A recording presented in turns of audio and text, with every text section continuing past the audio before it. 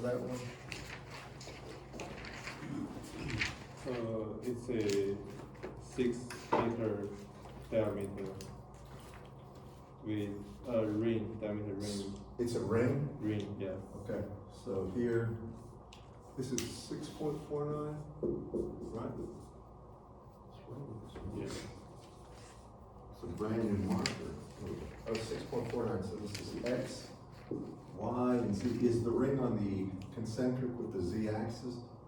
Lies in the XY plane, It's like And what's the radius? 6 meters. 6 meters? All right. Okay. and charge density is 5. Rho L equal what? What is it? 5 nanocoulombs per meter. 5 nanocoulombs per meter. Go ahead. Determines the potential difference VHO between the point H004. All right, V at, this is point, H is 004 and what? What was the other point? And the origin. Oh, and the origin, okay, that would be the V0 would be at 000. And you know, the coordinate system in general for this is gonna be Cartesian, so it'll be X, Y, and Z. And the only one that really matters is gonna be the Z coordinate difference. So in general, if we have a voltage from a ring, we did this problem, by the way. One way to think about it is if we put all this charge at a point on the axis, we could find the voltage from that as if it was a point charge, and then simply subtract the voltage from the 2 points. So in general, the voltage on the z-axis, only on the z-axis, assuming at infinity is 0, is going to be equal to, if you remember this, it's rho L here over 2 epsilon naught. Then up here, you're going to have both z and the radius. In our case, it's a of the wire. You take a look in your books. Downstairs, we're going to have z squared plus a squared to the 3/2 power. Do y'all see that? And where that comes from is if you take the total charge, I'll just put it over here. If you take the total charge, which is 2 pi radial distance a times rho L here, and then assume that's just the charge from, put all that charge at one single point, and then assume it's like a point charge, then you would divide that by 4 pi epsilon naught r squared. R in this case would be z squared plus a squared to the, it would just be z squared plus a squared. You know what? I did something wrong here. This should be to the 1/2 power, and there should be no z there. My bad. I'm bad about that. This should be just z squared.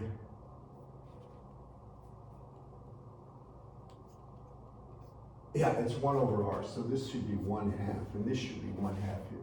You can take a look in the book where this is. That should have been a 1/2 down here, and this shouldn't have a z up top. Because really, the way you get it, just take all the charge as if it's at a single point on the ring, and then divide it by 4 pi epsilon naught over r. So that's it. That's how I can always check myself. Y'all with me on this, class? Now, based on that, if we want the voltage at any point, the only thing we're doing is changing the point z. The one I gave you before was the electric field, I'm sorry. Are you with me? Do you follow me on this? This is just the general formula. So if you want the difference, do they want VH0 or V0H? BH0. Okay, so H is at 4 meters, and the only thing I can say is VH0 would be V at Z equals H minus V at 0. This is going to be negative. So if I look at this, I can see, I mean, the only thing that's going to change is that value of Z. So I can take rho L, A, 2 epsilon out in front. and I'll do it, rho L times A over 2 epsilon naught, that's all out in front. Now, for H, or for Z being H, I'll put that in here, and I have 1 over, you can put it the square root of H squared plus A squared. I know that A is 6 meters, minus 1 over, and now since Z is 0, it's just A squared to the 1/2 power is just A. And that will be the voltage difference between these 2 points. Now, if you give me, they give you a value for H? Is it 4? Yeah, it is, right? It should be 4. All right, so now you can plug this in. He gives you the value, 5 nanocoulombs, so it's equal to 5 times 10 to the minus 9th here. Then it's times A, and A is 6 meters. It's divided by 2 epsilon naught. And epsilon naught is really 1 over 36 pi times 10 to the minus 9th. Then I have this. It's 1 over the square root of H is 4, right? So it's going to be the square root of 6 squared plus 4 squared minus just 1 over 6. And that will be the voltage. This would be VH0, you can check. You asked about this. So the 10 to the minus 9th cancels, right? And then I look here, and I have 2 and 6, that will be 3. 3 times 5 is 15. So I'm gonna have 15 at top. Then I take times 36 pi, right? Because that 1 over 36 pi comes up top. And then I have 1 over the square root of 36 plus 16. That's 1 over square root of 52, isn't it? I mean square root of 52, pardon me. This is going to be the square root of 36 and 16, 52, minus 1 over 6, right?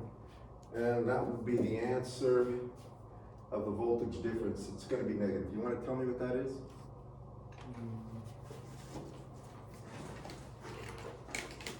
Did you get a different answer than the book? Just check. If you did this one, this should be what you ended up with.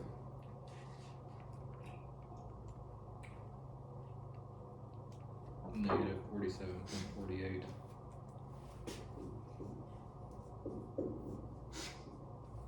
Is that what the book has? Negative 36 pi is what the answer is. 36 pi?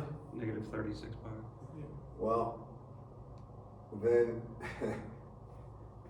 here's 36 pi right there.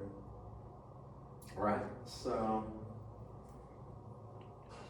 that means the 15, it means this should come down to be negative 1 over 15. I don't know if that's the case. Is this done right? Is it mine? 36 pi is not going to be 47.48.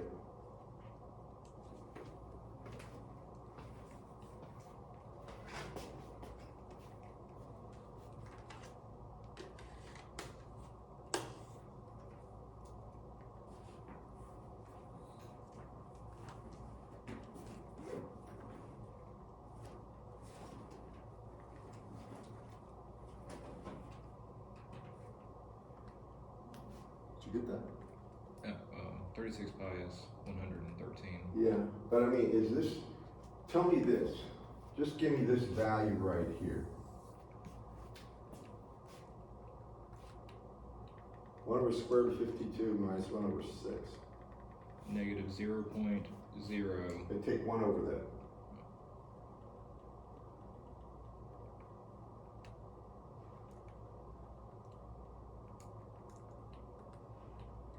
Should just be a 1 over x in your cap.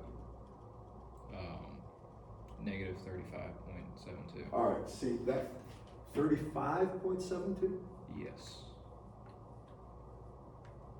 Well, you see, that doesn't, that's not 15, so maybe the answer in the book's wrong. I don't know. Did you get a different answer? Yeah. That's right, the way we did it. And if the book's got a different answer, then he did something wrong. He may have made a mistake. It sounds like the 36 cancel, it should be 15 pi. That's what it sounds like to me. Okay? And if you look in there, I bet you that's his problem. All right, any other questions about the homework?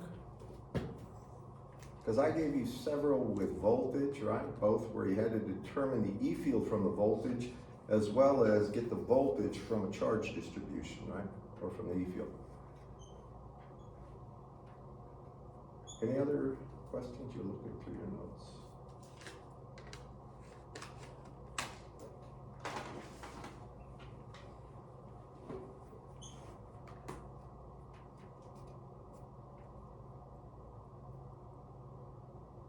Did you have another one for me? Okay, all right. Well, with that in mind, we'll continue. Now, today, we're gonna move on, but I'd like to do at least one. I mean, there you define the voltage difference by knowing what the voltage is for a distribution and just subtracting the values of two different points. You know how the voltage vary. So now, all right, if I give you a potential, this is kind of the thing, if I asked you on the quiz, you should know this like that. If I gave you V is equal to X squared YZ volts, and I wanted to know the general equation for the E field, and then I wanted to know E, let's say 3, 2, and 0. How would you do it? And anybody can answer. I've given you a voltage, I want the E field. Do you remember the relationship? This is an important one you've got to know. Does anybody know? Well, in general, what is E? E is minus the gradient of the voltage. Do you all remember that? I gave you at least one problem on that, I think a couple. It's a straightforward operation. We are in Cartesian coordinates, correct, class? Yes. So therefore, when I look at the E field, it's minus dV dx AX minus dV dy AY minus dV dz AZ. You all agree with that? All right, so now, let's just fill it in. What is dV dx based on that, class? 2x. Say, what is it? 2x. 2xyz, right? Don't forget the y and the z, correct? They're multipliers, you gotta have that. So it's 2xyz with a minus sign, right? AX. All right, what is dV dy? 0. Pardon me? X squared X Z. squared Z. Right, x squared z, and this would be a y. Finally, what is dV dz? X squared. X squared y a z, correct?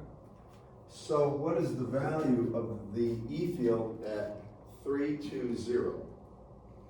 Well, what's the value of x? 3, right? The value of y, 2, and the value of z? 0. All right, now if you look at this, since z is 0, this goes away, right? This goes away. That's the only one that's going to be remain, and it's x squared, so it's going to be 3 squared is 9 times 2 Negative. was minus 18, right? And this would be AZ volts per meter. Y'all with me on that? Now, by the same token, I can give you a voltage that varies in cylindrical coordinates, and if I do, suppose I give you, or spherical, doesn't matter. If I give you a voltage that's equal to, K over, say, R, and this is spherical coordinates. And I want to know what the electric field is. So in the back of your book, when you look at the E field in spherical coordinates, it's minus dV dr AR, right? That's the first one. Look at, what's the next one? It's minus, and here it's going to be 1 over, I believe it, in your book it'll be, this is the gradient operator. R R times, actually I gotta check on that one. It's 1 over R dV d theta, A theta.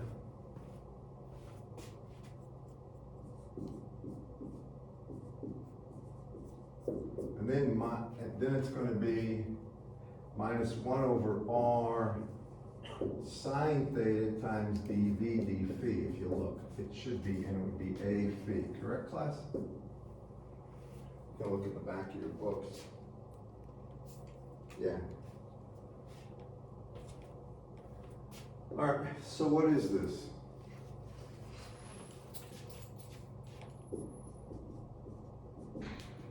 Just tell me, what's the first part? What's dVdr? Natural log R. The derivative would be minus K over R squared, wouldn't it? Oh. Yeah, so it's gonna my be bad. minus K over R squared AR, correct? Yes. All right, now what's dV d theta? Class, just look at it. Is there any function of theta there? So it's 0, correct? So it's 0 here, that goes away. What's dV d phi? 0. Right, so this is the only one that actually survives, and it would be minus K over R squared. All right, good. And that's it. I wanted to do an example of taking the gradient in class. That K is a constant, right? Yeah. Yeah, okay. Unless K is specified as a certain value, you just drop it down. Okay.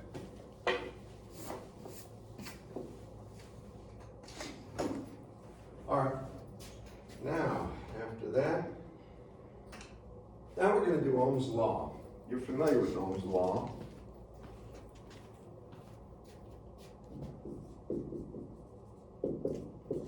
Where's the rest of the students? I think we got 9 in here. I don't know, there's a guy there, guy back there, and 2 people I think that never show. They dropped. All right, for Ohm's law, what version of Ohm's law do you remember from circuits, anyone? V V equal R. Yeah, that's the most common one at this point in your career. It's saying the voltage is proportional to the current times the resistance, right? Well, this is all, they call them lumped elements. It means you don't know the dimensions of the resistor at all. You don't know the type of voltage source. And you don't really, I mean, that's basically just a general statement if everything is lumped down into a singular value. In electromagnetics, we do everything in terms of the electric field, not the voltage. Remember, electric field is volts per meter. So now we're talking about at the microscopic level what's going on. And the most common form of Ohm's law is actually stated J, which is a current density. And J has the units, I'm just gonna put the units down. It's amps per meter squared, that's the units. Then you have something, well, you have the electric field, and the units of the electric field are volts per meter. They have one other thing, you have the conductivity. This is the conductivity.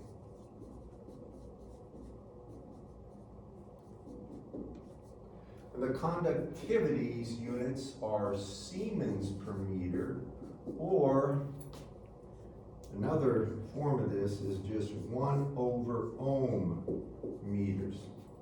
So 1 over ohms is Siemens. And the formula law, instead of V, and I'll put it up here, V equals IR, what you have here is E, that's volts, this is volts per meter, equal to I, normally it's simply amps, now it's going to be amps per meter squared, and it's divided by the conductivity. This is the parallel version of Ohm's law for the differential, and the units work out. A more common way of writing that is just J is equal to sigma E. This is the form that you'll see in books all the time. You'll have conductivity times electric field is current density. Now, let me just give you an idea of values of conductivity before I go on. Now, actually, let me go through an example of calculating the resistance based on knowledge of the voltage or current in a structure. And I'm going to go through the most common one.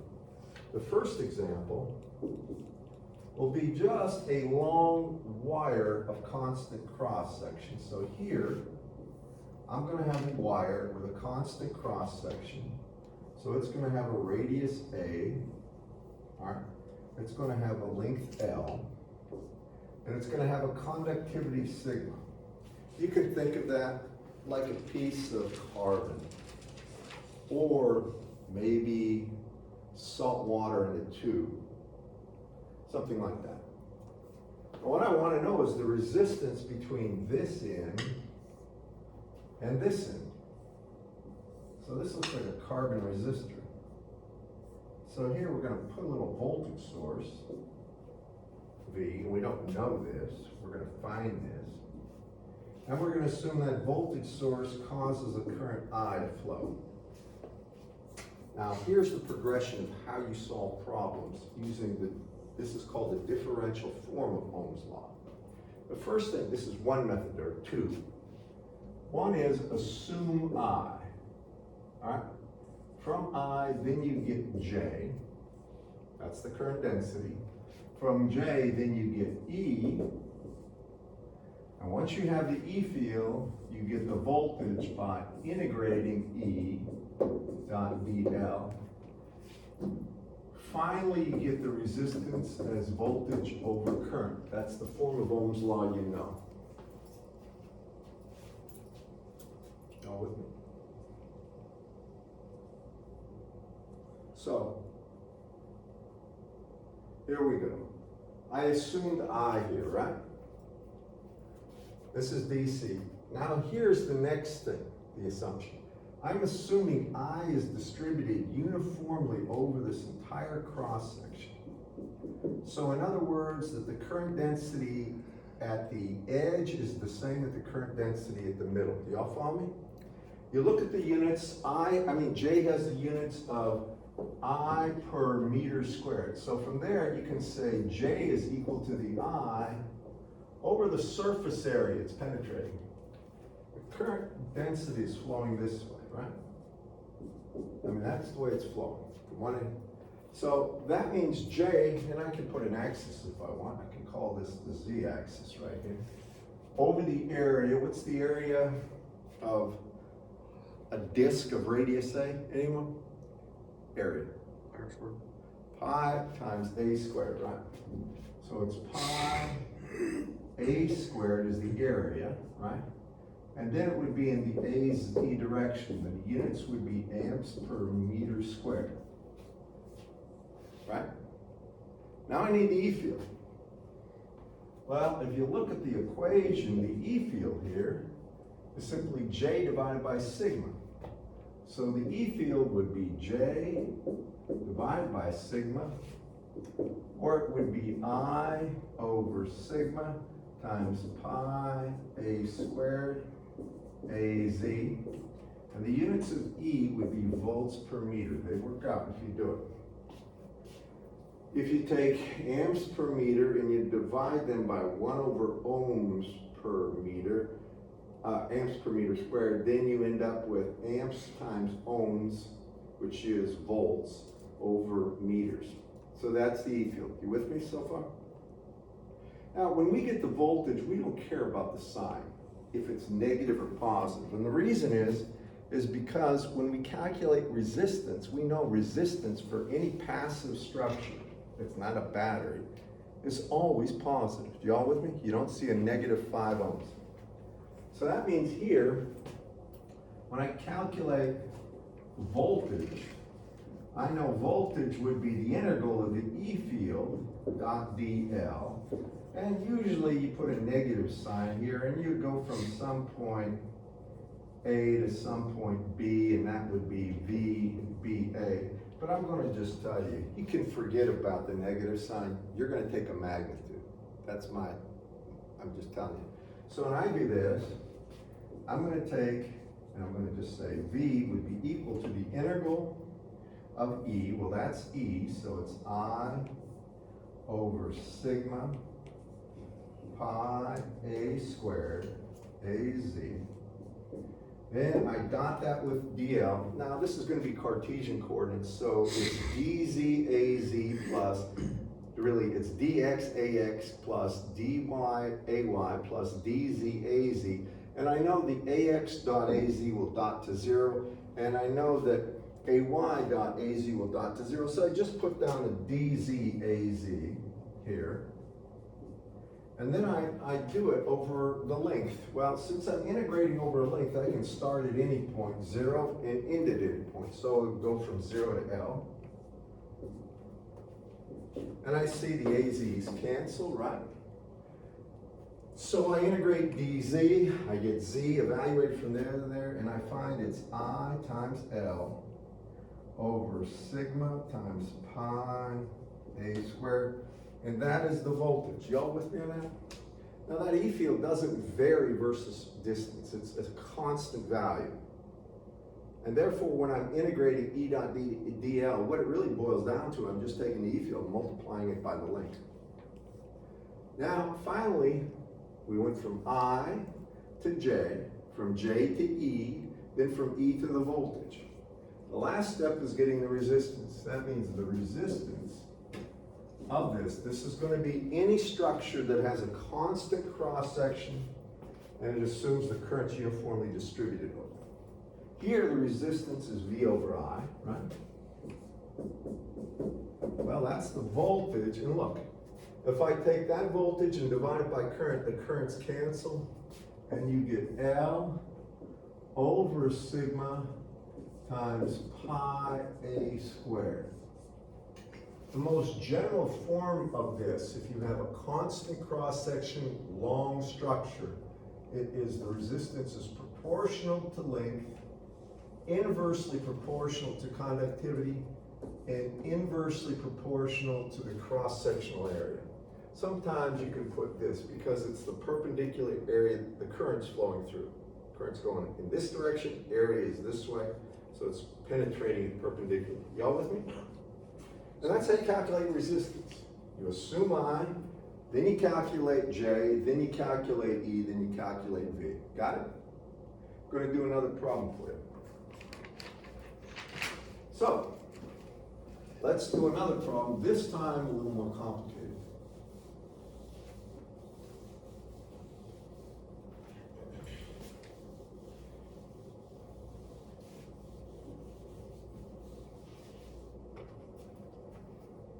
I'm going to leave that there.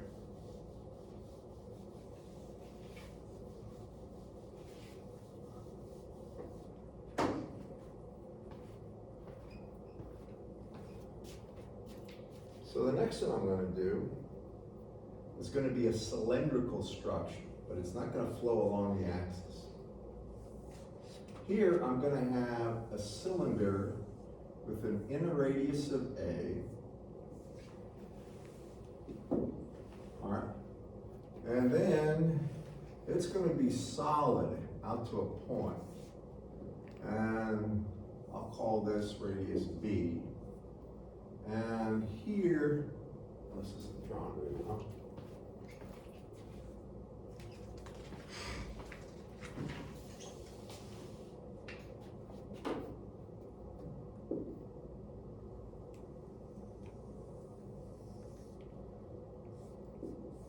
trying to do is draw a cylinder, an outer cylinder, that's gonna be concentric with the inner one. That's not really that good a drawing. Hang on. Let me try to do this so you can see it better.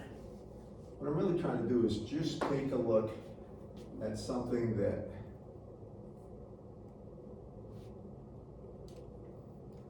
be like this.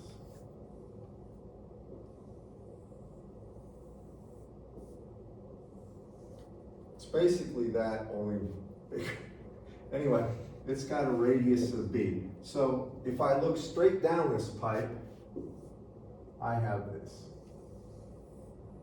Radius A, radius B, and this thing's gonna have a height H.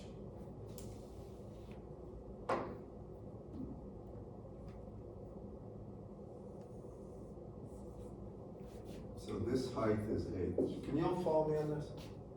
Now, what I'm gonna say is, this inner core is all metallized. So you're gonna put a thin layer of metal all the way around the inner core, right in there. And the outer layer is metallized. And then what I'm gonna do is take a battery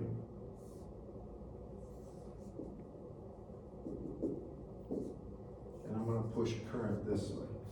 So really what I'm trying to say is, I'm gonna put current on the inner one and it's gonna flow radially outward to get to the outer conductor. Do y'all follow me on this, class? You just got a hollow conductor with another conductor outside, and you're putting a potential difference between the inner conductor and the outer conductor, so current's flowing radially outward. You with me, everyone? And the height of that thing's H, is H. I want to find the resistance. So this material, I'm gonna try it one more time.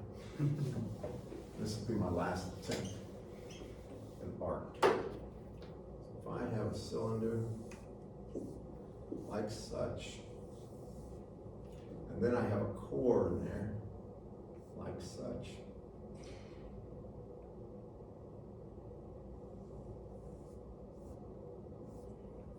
and the current would be flowing radially outward. I think you can see what I'm talking about here.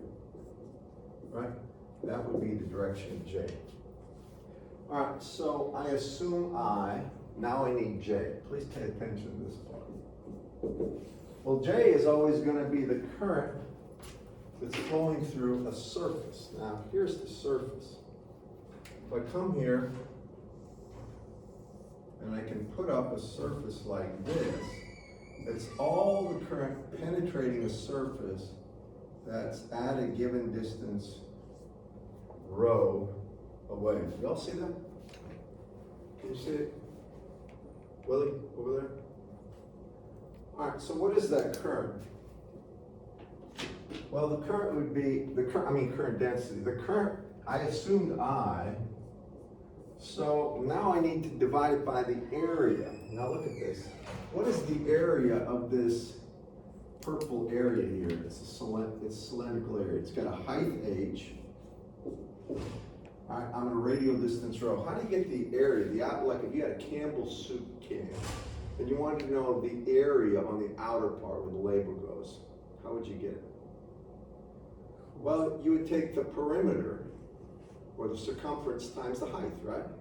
The perimeter, what's the perimeter or circumference of a circle? R squared. 2 pi r. 2 pi r, or 2 pi rho in this case, right? And the height is H, so it's divided by 2 pi rho.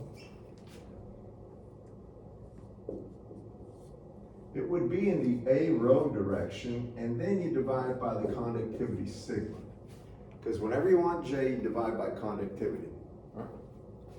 Just look, remember that J was equal to sigma E, and J was also equal to I over A. Or, I'm sorry, no, you don't divide by sigma. I said something wrong.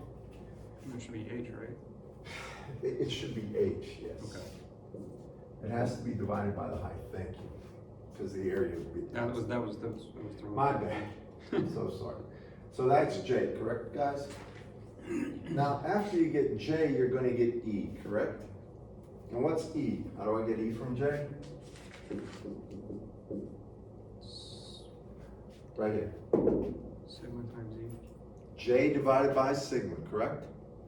So to get E, I take J over sigma. So that means I have I over sigma times 2 pi rho times H in the A rho direction. That would be volts per meter, right? Now the next part is getting the voltage, right? I want the voltage between A and B. So I want VAB, and that would be the integral of E dot DL, right? It's going to be positive. So when I take this, I'm going to take the integral of E, which is I over 2 pi rho H sigma, A rho dot, and then we could put the full differential length in cylindrical coordinates now. You can always put down DL would be equal to D rho A rho, right? All right, plus rho D phi A phi plus DZ AZ. That's the differential in cylindrical coordinates. But when you do the dot product, because you only have an A rho there for the E field, this is the only one that's going to survive. So I'm just going to put that down, which is D rho A rho. And here you're going to integrate from A to B. Do y'all agree with me? Right? The integral of the E field from the inner to the outer radius would be the voltage. Do y'all agree? In magnitude. So when I do this, I see that A rho dot A rho is 1. And I have my constants, that's I over 2 pi H sigma, right? And then I have D rho over rho. So what is this integral equal to? When I have D rho over rho, what does it go to?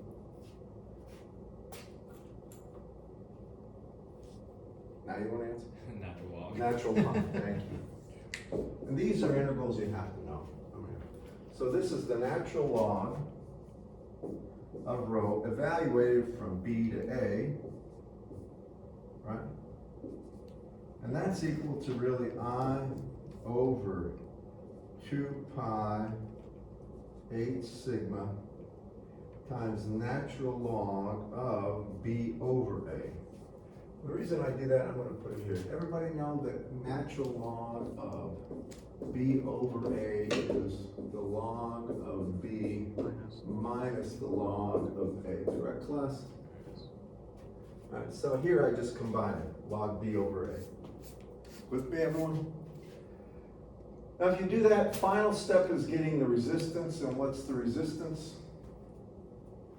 R is equal to V over, this is the voltage here, V over I. And what do you notice happening when you do this? If that's the voltage and I divide it by I, what happens? I goes away, right? And this is another thing. With the resistance of any linear structure, it never depends on the current or the voltage. It's just a function of geometry and material. So that means this is going to be equal to 1 over 2 pi H sigma times natural log of B over A. And what it means also is, if A goes to 0, you get infinity, you get the log of infinity, which is infinite. Or if B goes to infinity, you get the log of infinity. And since it's a ratio of the two, you can have a very small structure with a very large resistance. That's the one takeaway from this. Y'all with me on that? Okay. Now that's for a cylinder where you're going from the inner to the outer surface, radial surfaces, right? Of a given height h. Now, the next one we're going to, the next one we're gonna do is gonna be a sphere. And this is a spherical capacitor, really, no, it's a spherical resistor, but I'm gonna tell you one thing, this one, is interesting for some reasons. When you get into capacitance, you'll appreciate it, because it has no magnetic energy stored, and that'll come later, and that means that it discharges extremely fast.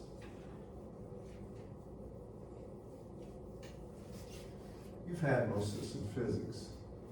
And if you're an engineering student, you know that physics and mathematics are the underpinning of everything we do. You should really love physics and math if you're gonna be an engineer, because that's what you're gonna make your living at, using it. All right, so now, this is gonna be a spherical structure.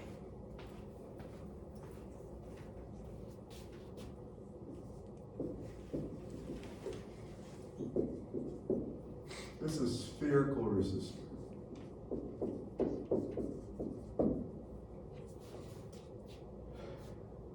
So here we're going to have an inner conductor of radius A. This is a sphere. And then we're going to have an outer conductor of radius B. We're going to metallize the inner surface, so you can assume this whole inner surface has got metal on it. All right? And we'll bore a little hole through there. We'll connect the lead to that metal surface there. And then we'll put a battery here. We're going to metallize the entire outer surface and ground it. Now, what I'm trying to do is show you something where we have a hollow sphere. On the inside of the hollow sphere, think of it as just metallized with aluminum or copper. And then the outer part of the sphere is metallized as well. The sphere has a conductivity sigma. And therefore, by putting a voltage like this, I get a current going in, I, and it's coming in here and it's distributing itself radially. Now this is going to be assumed highly symmetric. You with me? This is spherically symmetric. So if I go out a distance r, if I come out a distance r away, like such, then I have a spherical surface and all the current will penetrate my spherical surface. Do y'all see that? I've got a spherical, I've put a sphere in there, an imaginary surface at a given distance r. The sphere is centered at the origin, and I'm trying to make sure y'all understand the problem. You got it? All right, so now I do my little spiel here. I assumed I, the next thing I need to get is J. So what would the current density be on the surface of the sphere? I want to know what J is now on the surface of a sphere of radius r. Well, current density is always I divided by the surface area, right? What's the surface area of a sphere of radius r? Anybody? 3/4. Now, 4/3 pi r, when you're talking about 4/3 pi r cubed, that's the volume. The surface area is 4 pi r squared, isn't it? And these are things you'll have to know very well. So if I take I and divide it by 4 pi r squared, that's the surface area, and it would be in the AR direction. You all with me on that?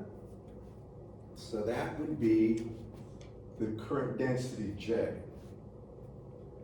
Now I need to get the E field, right? Put this one away. So when I get the E field, you remember what the E field is with respect to J? Well, the key is J is sigma E, right? If I want E, I divide J by sigma, all right? So here I take J divided by sigma, or now I get I over sigma times 4 pi r squared AR. That's the E field. Y'all with me? Everybody understand this? Now what's my next step? After I get E, do you remember what it is? B, Hmm? B, A to A. I gotta get voltage, right, between A and B. So now what I need is VAB. And that's gonna be the integral of E dot DL. So it's gonna be the integral from the limits from A to B.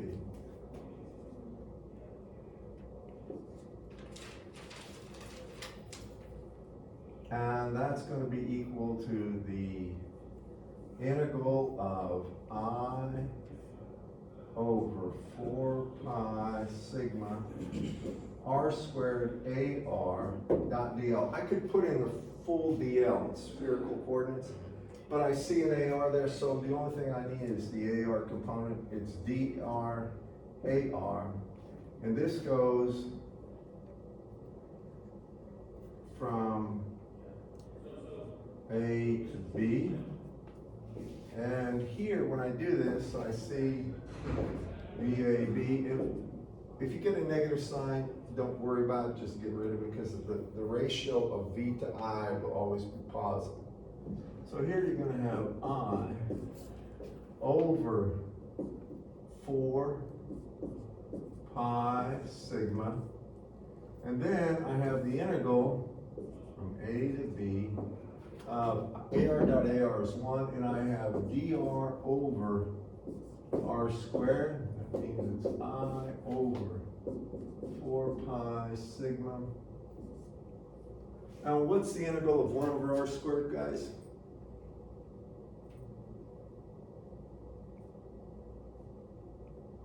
What's the integral of 1 over R squared anyway? It would be minus 1 over R. Do you agree with that? Yes. Sure. So when we do this, we get minus 1 over R evaluated from B to A, or we simply get the voltage between A and B as I over 4 pi sigma times 1 over minus 1 over B minus 1 over A, or really 1 over A minus 1 over B. Are you with me? What I did here is get rid of the minus sign and switch the limits. Normally it would be minus B to A. I just switched the limits. So if that's the voltage, my final step is getting the resistance. And how do I get the resistance, guys? B, right. It's simply going to be dividing that by I, right? And what do you see happening? Minus cancel. Yeah, it's always going to cancel. Get rid of that, put a 1 there. And that's the resistance. 1 over 4 pi sigma, 1 over A minus 1 over B. That's it. All right? That's it. So we've done the tube or constant cross section, the resistance of that. We did the cylinder from the inner to the outer cylindrical surface, and we also did the spherical surface. I'll give you homework problems. And on Friday, be prepared to see this on a quiz, Ohm's Law. It's very important, as well as voltage. Both of those are very important. So next, the next topic of conversation is going to be power, the power density.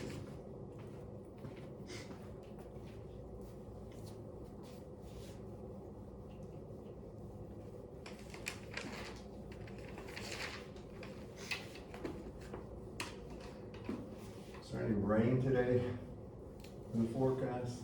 I don't think it's till later this evening. Are we supposed to If get it rain does. this afternoon?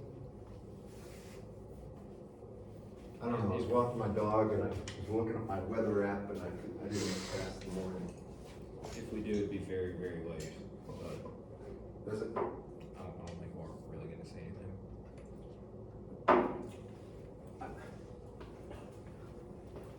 Who knows, maybe I'll take my boat. I don't know. All right, you ready, guys? So now we're talking about power density.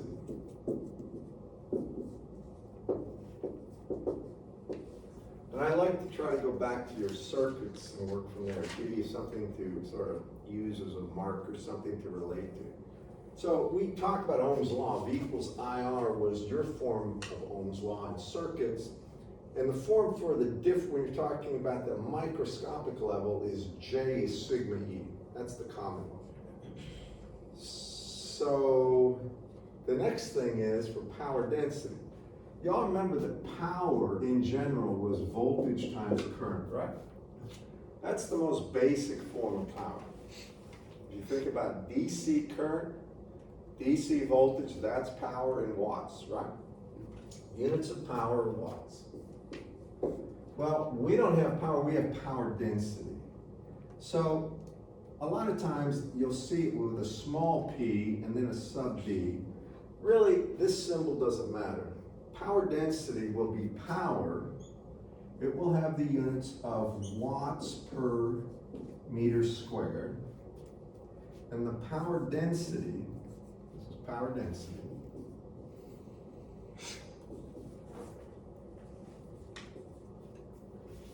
is really equal to J, the current density dotted into E. Now, I'll tell you something, because J is equal to sigma E, that dot product, J dot E, can be rendered as sigma times the magnitude of E squared, or it can be J squared divided by sigma. And if you look at J dot E, well, if I substitute in for J sigma E, then I get sigma E squared. And if I substitute in for E, J over sigma, then I get J squared over sigma. Y'all with me? And the units of that again are watts per, per meter cubed, not squared, per meter cubed. This is per meter cubed. It's volumetric. Density. So, just for kicks, what we're gonna do is calculate the total power dissipated in a structure, and we'll get resistance going backwards by knowing that 1/2 I squared R is equal to the power dissipated by resistor. Do y'all remember that? Back in the day when you had this, if you had a resistor R, and if you had a current I flowing through it, then the total power that was dissipated would be, well, if this is DC, actually it's I squared R, right? If it's DC. You remember that? So that's DC. We come back here and I'm gonna do this one. If you take a look, we've already done this calculation. If I have a resistor of radius A with a conductivity sigma, length L, and I want to know the resistance between the ends of this, we calculated that already, right? Remember, the resistance for that one is proportional to the length, inversely proportional to sigma, and inversely proportional to the area, which would be pi A squared. Y'all remember that? And the units of that resistance would be ohms. We did that earlier today. Now what we're gonna do is find the total power dissipated, assuming I. With me? If I assume I, the J is gonna flow this way, right? It'll be the same everywhere.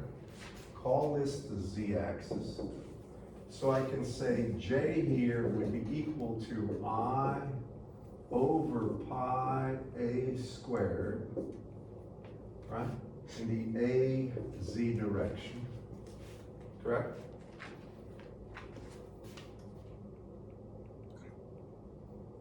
Now I could get E from that by dividing by sigma, and I could just get power density as J dot E, right? Or I could go right to this, just J squared over sigma. Do you all agree with that? So if I look at this, now I can say that the power density would be equal to magnitude of J squared divided by sigma. And that means if I square that, I get I squared over pi A squared, right? That's J squared divided by sigma. And this would be the power density in watts per meter cubed. Agreed, class? Now, if I take a look at that, I can make the statement, pretty obvious statement too, is that doesn't vary versus Z or versus any other position, right? It's a constant. Do you all agree with that? So now if I take that power density and I multiply it by the volume involved, I have the total power in watts. Agreed? So normally you have to integrate it. The power, total power, would be the integral of the power density over the volume. That's the normal way to express it. But in our case, it's just the power density because it's a constant, which is I squared over sigma times pi A squared squared. So that's this times the volume. What would be the volume of this cylinder right here? Volume. Right. The volume. R squared times. It would be pi A squared times Yeah. L, right? So it's pi A squared times L.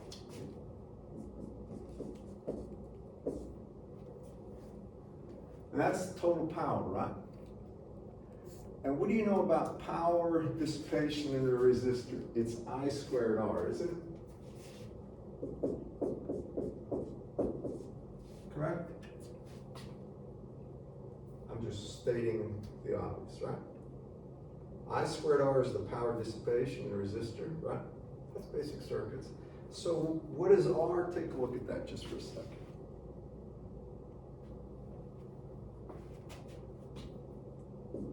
Well, I can see if I divide both sides by I squared, right? Then I get R, don't I? So if I divide by I squared, it goes away. And you see how one of those pi A squareds on top kills one of them on the bottom? So then I get L over sigma pi A squared. And in fact, we found that out earlier, didn't we? So that's using power density to get the resistance. But the real thing is, with power density, it becomes important to know this. Power density is always going to be the product of J times E, or really sigma E squared. Now, the reason I'm saying that is, this is the power dissipated, by the way. This is power density, and you could put down not just power density, but power dissipated density. Dissipated.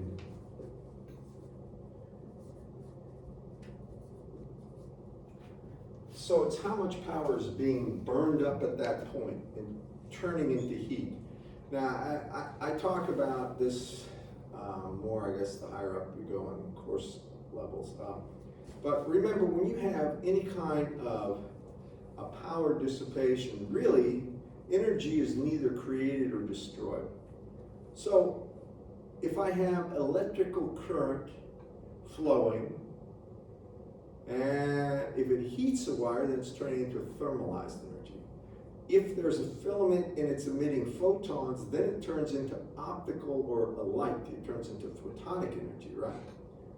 It can turn into another form of energy, but energy is always conserved.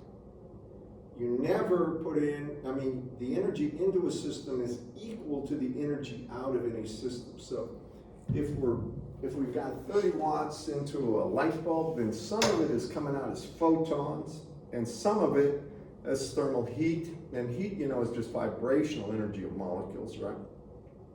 You don't get into this level, but phonons. Did you have your thermodynamics at all yet? You will. You had thermo? Okay. Well, I don't get into the phonons, and these are really quantum levels of vibrational energy that are in the lattice. But anyway, make a long story short, energy is never created nor destroyed. Now, there is something where mass and energy are intertwined. So there's a thing called the rest mass, and mass can turn energy and energy to mass, but the sum total is always a constant. Do you remember Einstein's famous theory, E equals mc squared? M is the rest mass of an object. C squared is the velocity of light squared. And that will always be a constant. You can't change that. So if the particle moves faster, the mass, I mean, it's 1/2 mv squared plus really, I guess it's the potential energy and the mass.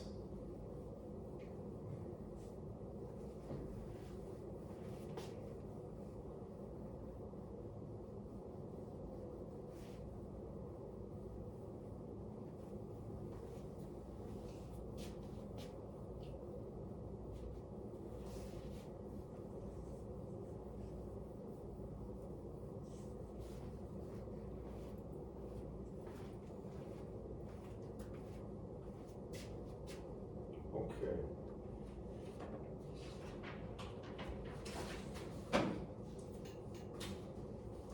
Next, dielectrics. We'll talk about what a dielectric is.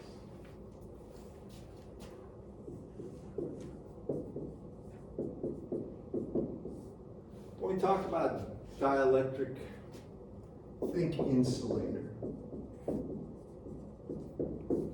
That's the best way to think about it. Something that we're going to use to make sure that you don't get a short in the line. That's the way an electrical engineer usually thinks about it, first order.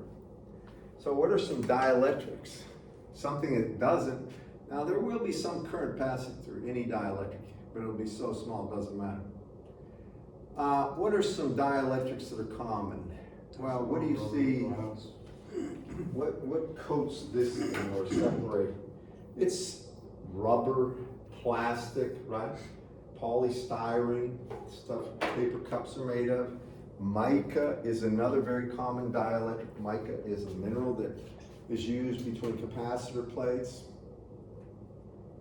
There's a host of substances that are like this. Now, dielectrics are something that in general prevent current from flowing, DC current from flowing, but they also do one other thing. They prevent electrical arcing between 2 points, right? So that's the other thing. Dielectrics have what are called a higher breakdown strength than air. By the way, this is a point I should ask. Right here where we're at, if I had 2 parallel plates, do you know what the electric field has to be before you get an arc from one to the other? It's called the breakdown potential of the atmosphere. Really, yeah, right here where we're at. Anybody have an idea? It's 3 million volts per meter. That's 3 times 10 to the 6 volts per meter. Or it would be what? Per centimeter. It would be 3 times 10 to the 4th volts per centimeter. 30,000 volts per centimeter, or 3,000 volts per millimeter. And then you'll get arcing, because literally the electrons will be ripped off the air molecules. Do you know what the conductivity of the air is down here? It's low, very low. Anybody have an idea? It's about, the conductivity is about roughly between 5 times 10 to the minus 14th, or roughly 5 times 10 to the minus 13th to 5 times 10 to the minus 14th or minus 15th even, if you're in a very dry area like a desert. It's extremely small. Put that in perspective. Do you know what the conductivity of copper is? Now, conductivity. I didn't put this up here. Before we talk about this, let's talk about 3.6 conductivity. times 10 to the 9. So conductivity of air is of the order of 10 to the minus 14, 10 to the minus 15, 1 over ohm meters, right? Conductivity, this is in the book, I'm just telling you, conductivity of copper, anybody know? I don't know if you've had this. Have you had your microelectronics course yet? Have you had digital electronics? Did he talk about this at all? Not much. All right, copper is a very good conductor, right? Well, copper is about 5.8 times 10 to the 7th, 1 over ohm meters or Siemens. Now look at the difference. How many orders of magnitude? Well, you got 7 and 14, 21 to 22 orders of magnitude difference. That's conductivity. That's a very good conductor, that's copper. Cu is copper, that's it. If you talk about insulators, now I'm gonna try to give you, I mean, that's a metric, I mean, it's a figure of merit for how good a conductor is. And we could go down the list for what diamond is, what undoped silicon is, what all the other things are, it's in the book, but it gives you an idea of at least the ranges you're gonna expect. So what dielectrics are, is there things that could prevent electrical breakdown, but they also increase the amount of energy stored in a region for a given electric field strength. That's the important part also. So in general, when we talk about dielectrics, what we really say is we have, and let me put down the equation, I'll tell you what they mean. There's a thing called the polarization. Polarization, P. It's got a vector symbol P in the book. And that's equal to epsilon naught times what's called the susceptibility, electric susceptibility times the E field. Now this is the polarization. The units are really going to be coulombs per meter squared, but don't worry about that. Chi E is the susceptibility.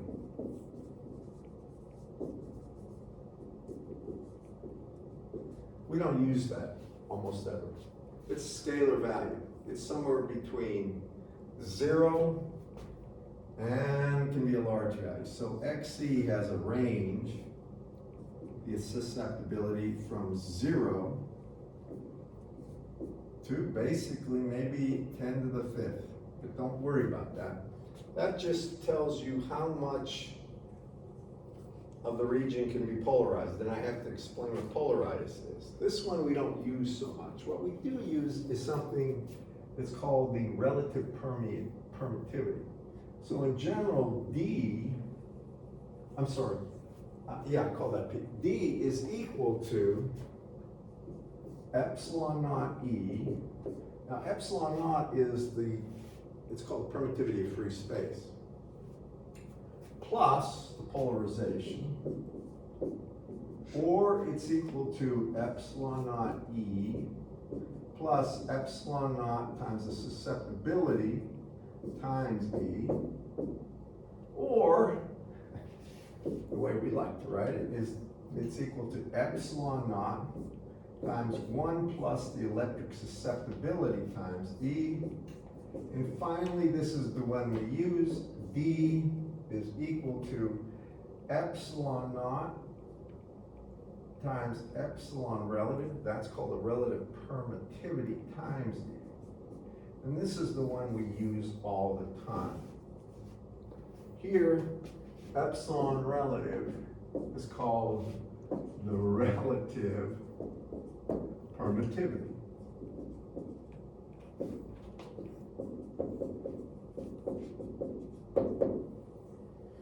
Relative permittivity. Now, epsilon naught is about equal to 8.854 times 10 to the minus 12 farads per meter. And epsilon relative can have a value from about 1 to less than maybe 10 to the 5th, 10 to the 4th. That's the range. Now let me explain what this really has to do with. Epsilon relative tells you how much more energy really a material can store. I'm going to just jump ahead and say that the energy density, this is going to be energy density,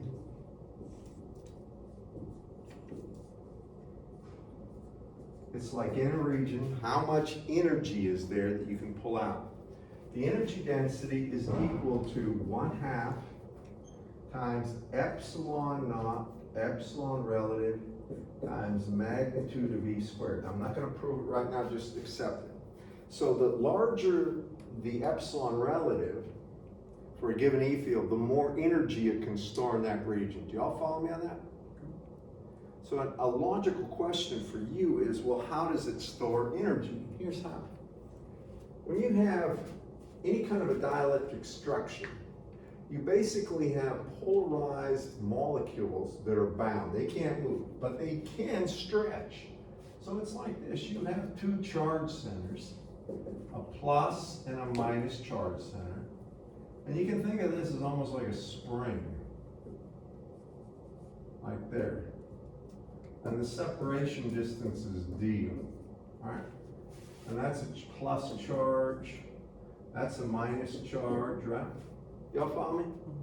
Now if I put an E field here, and I'll put an E field in this direction, alright? Well, the force on this one is this way, right? And the force on this one is this way. Y'all see that? Now they're stretching that spring, so this thing will end up being stretched. I'm gonna exaggerate this. So instead of D, I'm gonna stretch this D plus delta D. That's the plus charge, that's the minus charge. But the spring has potential energy now. Remember when you talk about energy in a spring, it was 1/2 K, the spring constant, times the delta X squared, the stretch. All right, that's the same thing that happens. Now there's electrostatic stretching that goes on, so that's where the energy is stored. And when you have a real dielectric, you have all these things that are locked in there. This charge just can't move and flow out. It's locked. So you have basically something where you got a whole lot of molecules like that. All right, a whole lot.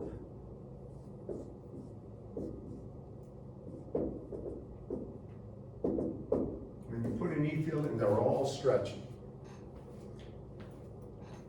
And that's how the energy is stored. That's how you get more energy in there. Now, there's another thing too. In air, I told you it's about 3 million volts per meter. It's the breakdown. The breakdown in these things can be much, much greater. How much greater, I'm not actually sure. But you can get 10, 15, 20, maybe 100 times as much voltage before they break down. The real thing, do you remember, I don't know how much physics you've had, but the way you get breakdown in any structure is you take an electron from the outer valence area and you make it jump to the next state. That's when you get electrical breakdown, because now the electrons are actually being ionized, not just the next state. They're being stripped off of that. Yeah, the electrons actually have to be pulled in to what's called the electron soup. They have to be pulled off of their bound energy. Not just ionized, but they have to be pulled off. An ionized state, when it goes back to zero, will give a photon off. But when they're pulled out of the actual bound charge, the core bound charge, that's when they are in free space. And that the amount of energy it takes to do that is related to the breakdown potential in the structure. It depends on the density of molecules and stuff like this. And this is stuff you do in physics and probably senior level courses in graduate school. And it's very interesting because it gives you a lot of unique insight into it. But these things also have a much higher, I call it an ionization potential, but that's not exactly it. So that they break down at a much greater voltage. It takes a much higher electric field to break them down. And that's why we use it. That's why we use this stuff here for insulators. And cost is a thing too. Like all the plastics we use and rubber and stuff, that's cheap. There are exotic materials that they work on. Has anybody ever heard of supercapacitors? All right, supercapacitors are little devices that store a monumental amount of charge.